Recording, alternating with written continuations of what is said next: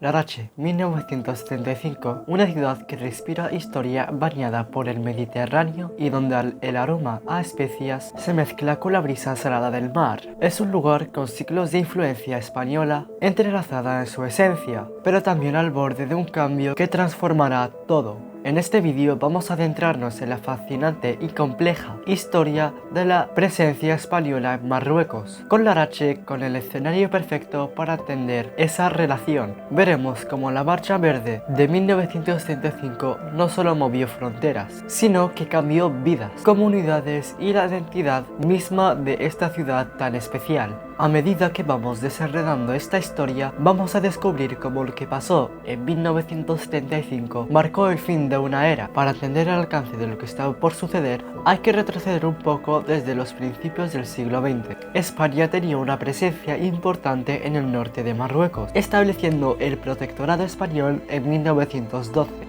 Larache, por su puerto estratégico y su ubicación clave, rápidamente se convirtió en uno de los puntos más importantes de esa presencia colonial. Pero el protectorado no era solo una división en un mapa, representaba una fusión de culturas, de economías y de vidas. En Larache en particular se creó un cruce único donde lo español y lo marroquí se entrelazaron de maneras que ni los mejores guionistas podrían haber imaginado. Larache es un caso fascinante porque muestra cómo la colonización no fue simplemente una imposición unilateral. Mientras España dejaba su marca en la ciudad con su arquitectura, su educación y su forma de gobernar, Larache también transformaba a los españoles que vivían ahí. Era una identidad mixta, ni completamente española ni completamente marroquí.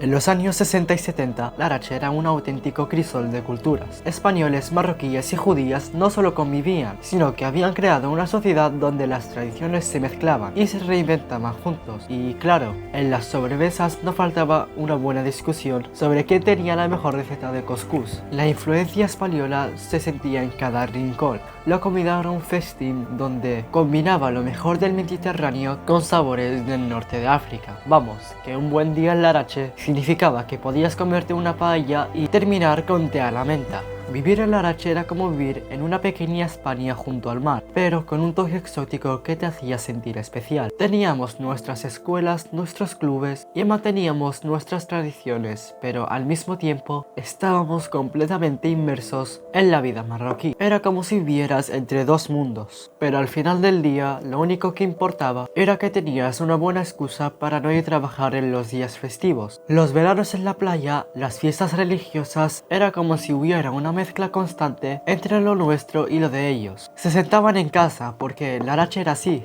Eso sí, jamás se entendió como tanto sol sin quemarse. La gente salía y se ponía rojo como una gamba. Esta convivencia no estaba exenta de dificultades, pero había generado vínculos profundos entre las comunidades. Había familias mixtas, amistades que desafiaban las diferencias culturales y una generación de jóvenes que se sentía tanto marroquí como español. Vamos, que ni ellos sabían a qué equipo apoyar en el fútbol. Llegó el 6 de noviembre de 1975. El panorama político del norte de África dio un giro dramático de los acontecimientos. El rey Hassan II organizó la Marcha Verde, movilizando a más de 350.000 civiles para reclamar el centro del Sáhara. Larache, aunque no formaba el territorio en disputa, sintió de lleno las repercusiones. La Marcha Verde avivó el nacionalismo marroquí y puso a la comunidad española cada vez en un punto más incómodo. En las calles de Larache la tensión era palpable. Las manifestaciones a favor de la Marcha Verde, muchos españoles que habían vivido toda su vida en Marruecos empezaron a darse cuenta que su tiempo en esta tierra llegaba a su fin. La emoción en las calles era un momento de orgullo nacional, pero también de incertidumbre. Los españoles, que eran vecinos y amigos, estaban en una situación difícil. Muchos de los ciudadanos se sentían divididos entre el entusiasmo y el dolor de ver cómo esa convivencia que tanto habían valorado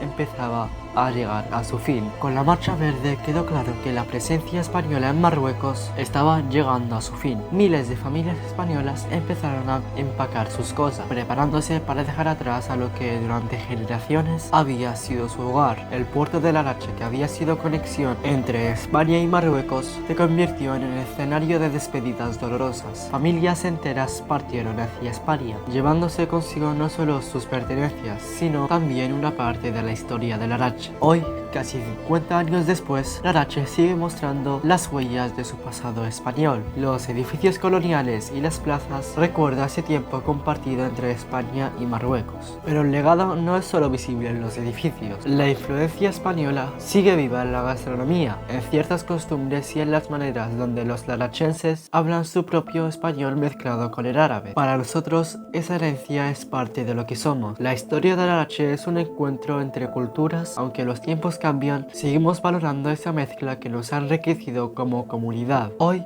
Larache sigue siendo una ciudad marcada por su pasado, pero también por la resiliencia y la capacidad de su gente para seguir adelante. Es un lugar donde, a pesar de las despedidas, las historias compartidas no se olvidan, porque al final lo que Larache nos enseña es que las fronteras son temporales, pero las historias que compartimos, esas sí que duran. Y como todo buen viaje en la historia de Larache, tiene su mezcla de nostalgia y humor. A veces las despedidas son amargas, pero siempre queda la esperanza de que en algún lugar alguien esté contando la historia de Larache mientras saborea una paella o couscous, depende del día.